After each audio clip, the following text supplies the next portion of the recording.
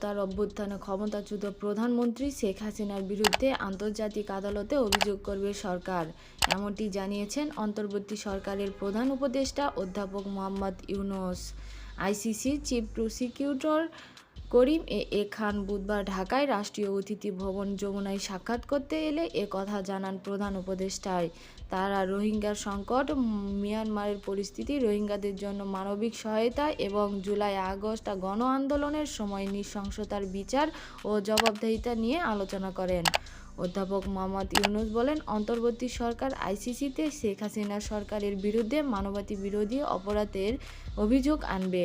এতে প্রায় ১৬ বছরের দীর্ঘ শাসনকালে জুলাই-আগস্ট গণ আন্দোলন চলাকালীন হত্যাকাণ্ড এবং হাজার হাজার গুমের ঘটনা অন্তর্ভুক্ত থাকবে।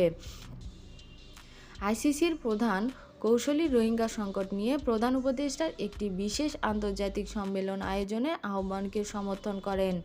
জাতিসংঘ সাধারণ পরিষদ ২০২৫ সালে এ সম্মেলন আয়োজনের সম্মত হয়েছে।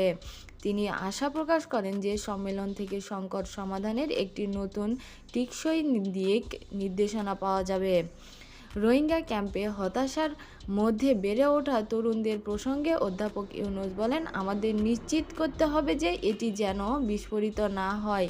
সাম্প্রতিক মাসগুলোতে বাংলাদেশের বেশ কয়েক হাজার রোহিঙ্গা শরণার্থীর ঢল এবং মিয়ানমারের সর্বশেষ পরিস্থিতি বাংলাদেশের উদ্বেগ সৃষ্টি করেছে।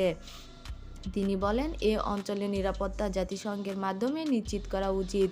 লড়াই বন্ধ হলে এ সুরক্ষিত অঞ্চলে থাকা মানুষ সহজেই তাদের নিজ নিজ স্থানে ফিরে যেতে পারবে।